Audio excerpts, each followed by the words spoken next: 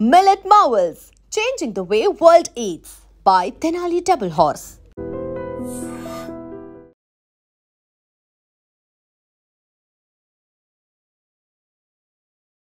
గత నెల 13వ తేదీన Visakha Gajuwaka police station limits Sheela Nagar Venkateswara colony Lakshmi apartment పెళ్లి ఇంట్లో జరిగిన భారీ దొంగతనం కేసునైతే విశాఖ పోలీసులు చాకచక్యంగా ఛేదించారు.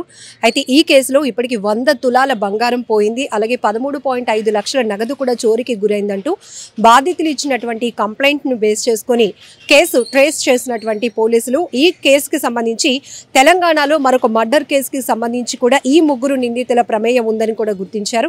సో ఈ కేసులో ముగ్గురు అఫెండర్స్ అసలు దొంగతనాల్లో ఆరితేరినటువంటి వ్యక్తులుగా కూడా పోలీసులు చెప్తూ ఉన్నారు. సో ఇప్పటికీ ఎన్ని తులాలు ఈ కేసుకు సంబంధించి ట్రేస్ అయింది, అలానే ఎంత నగదు కూడా స్వాధీనం చేసుకున్నారు, పూర్తి డీటెయిల్స్ కూడా తెలుసుకుందాం. మనతో పాటు DCP crimes Latha Madhuri madam మనతో పాటు ఉన్నారు.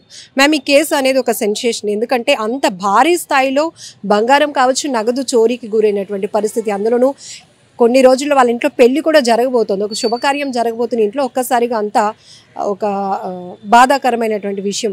ఈ కేసు ఎలా ట్రేస్ అవుతుంది?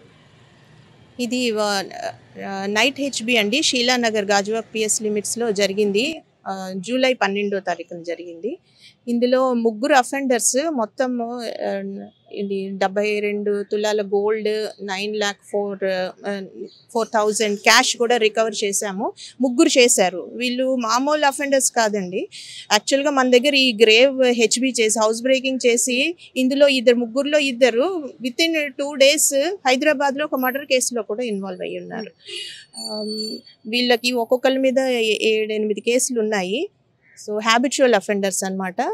సో ఇందులో A1 ఎవరైతే ఉన్నారో అతను నర్సీపట్నంకి చెందినవాడు, మిగిలిన ఇద్దరు కూడా నెల్లూరు వాళ్ళు. మనకి వీళ్ళ కోసం సైంటిఫిక్ ఎవిడెన్స్ తోటి వీళ్ళు ఎవరు అనేది ఎక్కడ ఉన్నారనేది మేము ట్రాక్ చేస్తున్నాం, కానీ టైం పడుతోంది. ఈ లోపల వీళ్ళ గురించి మనకి ఇన్ఫర్మేషన్ హైదరాబాద్ తెలంగాణ స్టేట్ నుంచి వచ్చింది.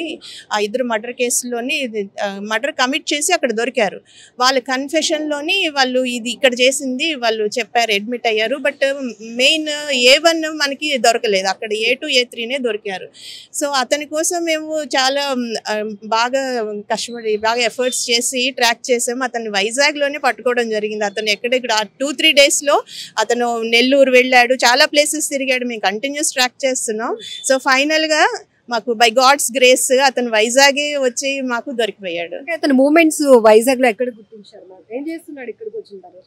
వైజాగ్లో అతనికి యాక్చువల్గా నర్సీపట్నం అతను కదా, అతని ఫ్యామిలీని కలవడము. అతను ఏమనుకున్నాడంటే తను రడార్లో లేను అని అనుకున్నాడు. బట్ పోలీస్ అతన్ని ట్రాక్ చేస్తున్నాం.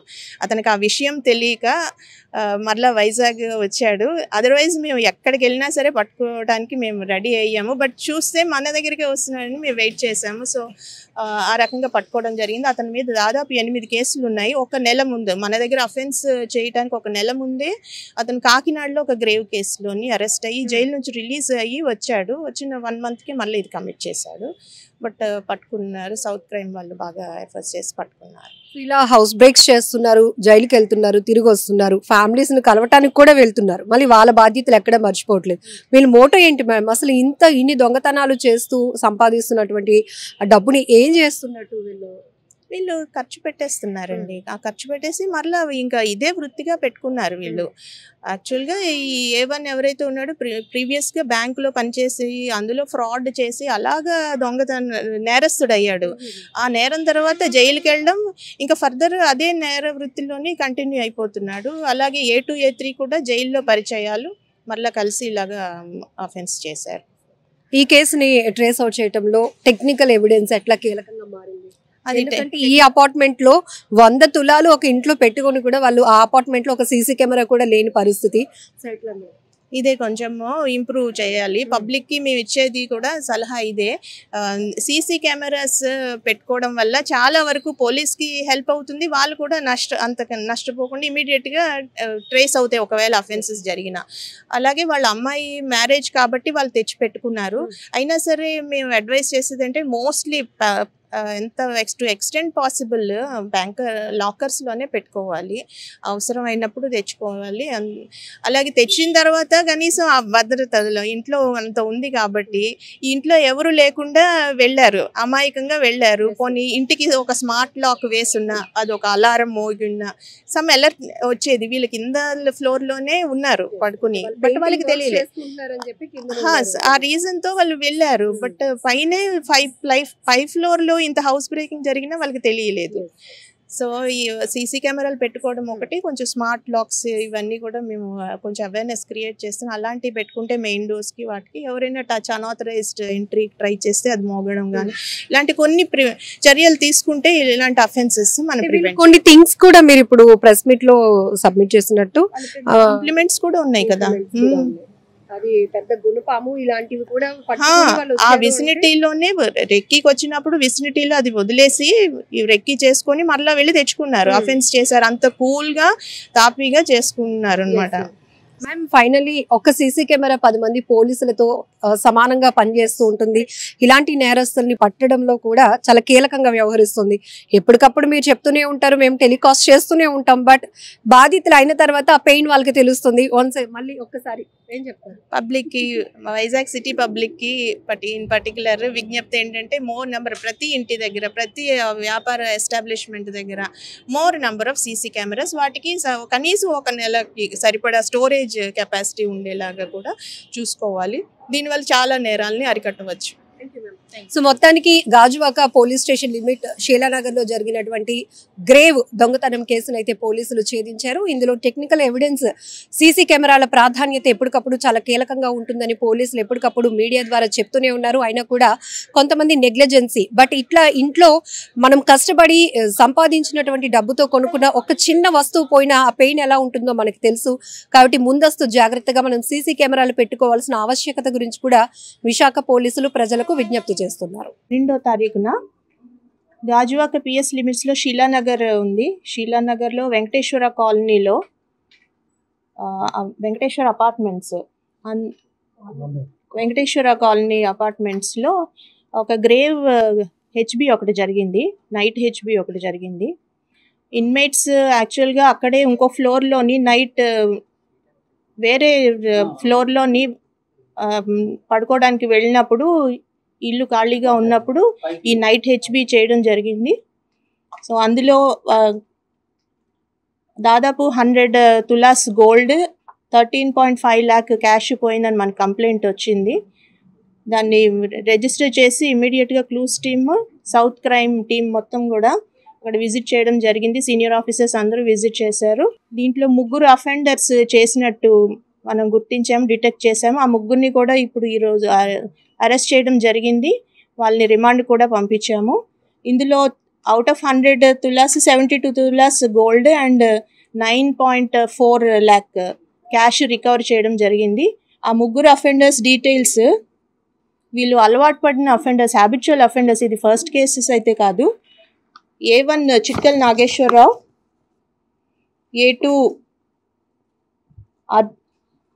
అర్జున్ జ్ఞాన్ ప్రకాష్, A3 రాంబాబు.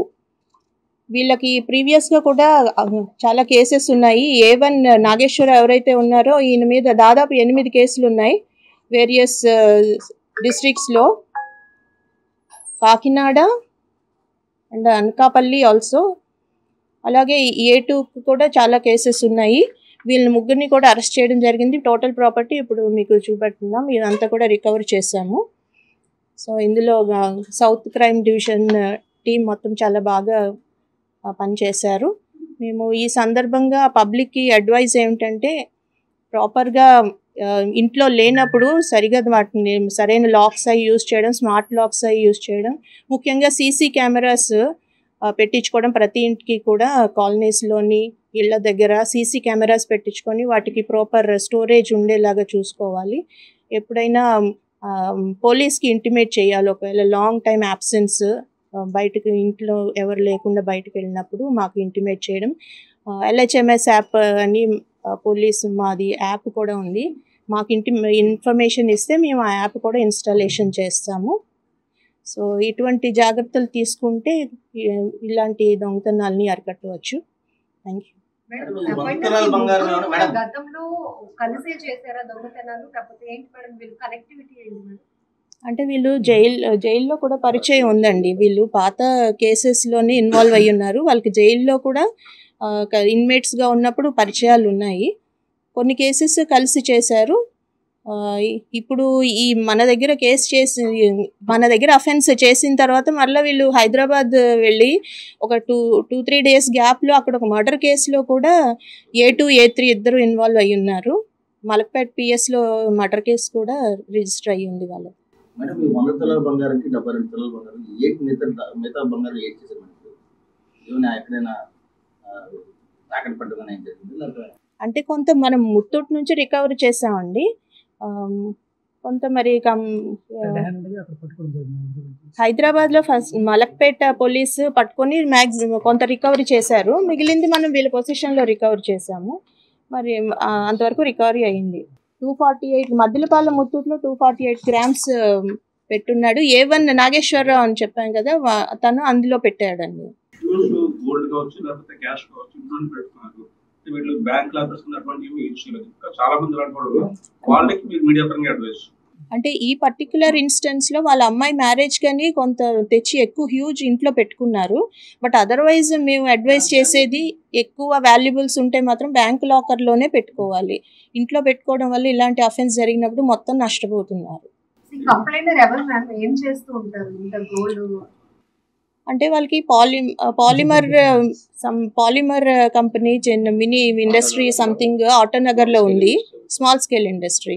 దాని ఓనర్స్ హస్బెండ్ LICలో ఏజెంట్ డెవలపర్ ఎవరు పనిచేస్తున్నారు.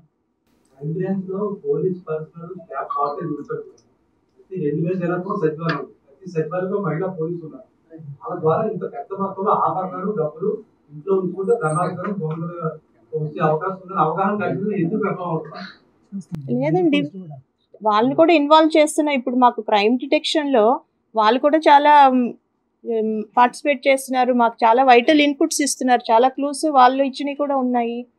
ఇంకా మేము ఎన్హాన్స్ చేయాలి. మీరు చెప్పినట్లు ఇంకా పెంచాల్సి వస్తుంది. మీరు ఎప్పుడు జైలు నుంచి విడుదలయ్యారు? అంటే వీళ్ళ గతంలో కేసులు ఉన్నాయి కాబట్టి జైలుకి వెళ్ళారు. ఎప్పుడు మీరు జైలు నుంచి విడుదలయ్యారు? ఎప్పుడు దొంగతనం చేశారు? జూన్లోని కాకినాడలో కూడా ఒక అఫెన్స్ చేశాడు.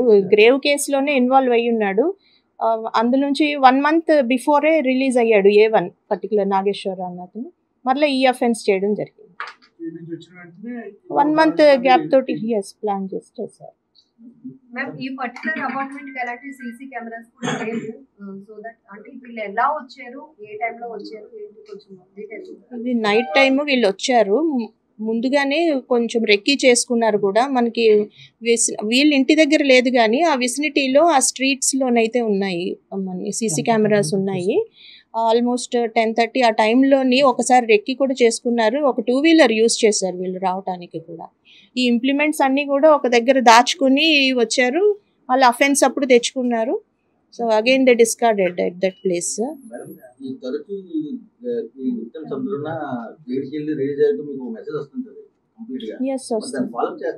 డెఫినెట్గా అండి. మాకు సెంట్రల్ క్రైమ్ స్టేషన్ ఉంది కదా, CCS స్టేషన్ వాళ్ళు ఇదే పని.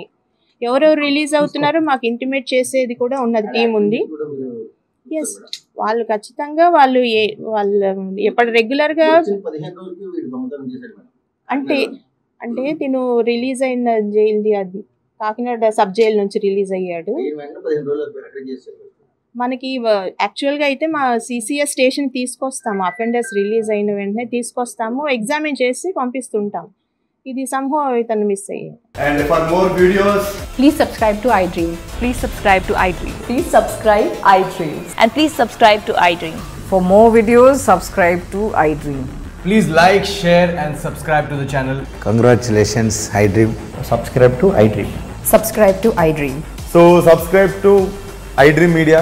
iDream ki iDream team andarki huge congratulations. Please subscribe iDream Media. Please subscribe to iDream. Subscribe iDream. Please subscribe to iDream. iDream అంటే నా కళల ఛానల్ సబ్స్క్రైబ్ చేసుకున్న నోరు తిరుగుతలేదు.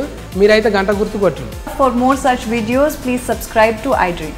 Subscribe to iDream. Please subscribe to iDream. Please subscribe iDream Media. Please do subscribe to iDream. Please subscribe to iDream Media. For best entertainment and information, please subscribe iDream. And don't forget to subscribe to iDream.